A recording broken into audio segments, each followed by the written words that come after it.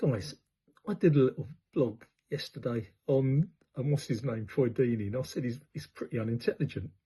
I've taken loads of stick, so much stick from a lot of people, and some of it quite rude. I've just been listening. I just jumped in the car, I had to go down the shop to get something. I've just been listening to him on the TV. I've just, on the radio, talk sport. I've just, I had to stop the car at the supermarket and just type a few things that he's just said.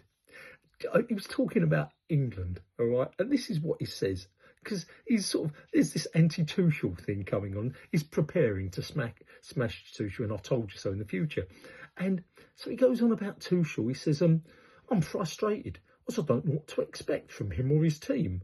And the guy goes, what do you mean you don't know what to expect from his team? Well, when you go and watch Man City or Man United, you know what to expect. Dun, dun. Yeah, because the managers have been with those teams day in, day out, week in, week out. You know the type of football they're going to play because they've been training on the training session. You know the teams they're going to. That's why you know what to expect. Okay, you don't know what to expect. But Tuchel hasn't had the players yet. He hasn't had a game yet. He hasn't had, picked a team yet. Give the guy a chance. I'm frustrated with him. Those are his words because I don't know what to expect. I want a bullish statement. Are we going to win the World Cup or something? The commentator then says, oh, he's already done that, mate. Oh, has he? Oh, well, I want to know what he's going to do, what he's going to do. What a stupid comment. A stupid comment. Then he says, you don't know, if Tuchel's really into the job. He hasn't shown any actions or optics. Optics, what a word to use. You got that one from the dictionary. Optics, he's trying to be clever. I'm just frustrated by him. What are you talking about? So, okay, who do you want? Now the question sort of comes. Who do you think should be picked then in the squad? These are some of the players he's picked for. And he actually says, give him credit, a bit of bias here, he says, Hughes of Crystal Palace.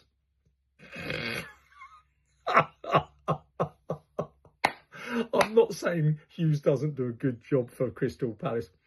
We're talking playing for England. Hughes of Crystal Palace. Oh my God. Chilwell. He got dropped from the England side because he just wasn't good enough. Chelsea got rid of him because he wasn't good enough. He's had his injuries. You think Chilwell should be back in that England squad? He says Walton, which I agree with. And then he says Spence of Spurs. Well, Spence wasn't even in the Spurs first team.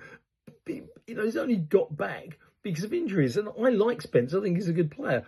But he's not England class. And did you listen to what Pep said about him the other day? He said, look, slow your game down. You don't need to go running about left, right and centre. Just slow yourself down a bit. Spence, what? Seriously, you guys who smashed me for saying he's unintelligent, listen to those comments. The commentator then says, you heard that the Crystal Palace ownership, they actually don't want Walton to be picked. He's just had this long injury. He's very young. What do you think about that? Well, it's got nothing to do with him, has it? Well, actually, it sort of has. They pay his wages. They've been paying his wages for the last, I don't know how many months and months, due to an injury. And all of a sudden, England take him and just play him. He could get another injury, and it's them who are paying it out. Yeah, there'll be some kind of payout from the FA if he gets injured with England.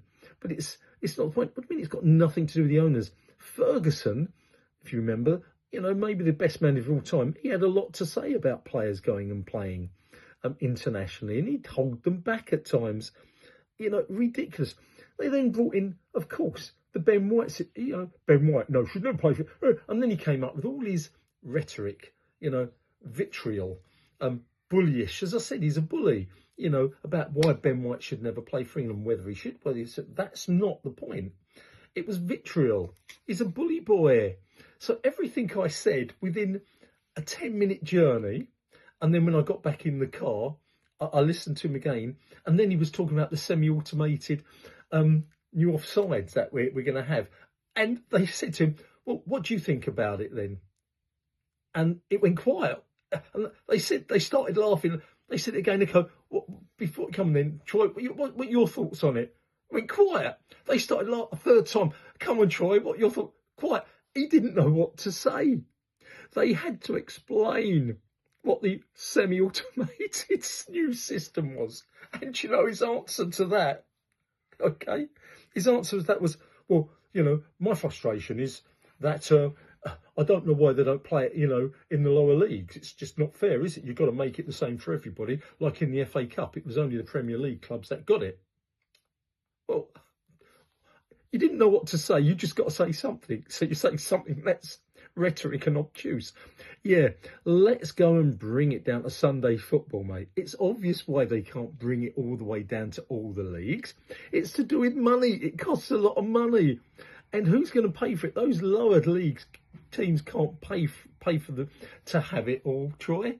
So all of you guys that have knocked me for saying that Troy Dean is not a very good pundit, listen to what he says. I promise you, my word of honour, that was just in a journey down to the supermarket and back I listened, and coming back again.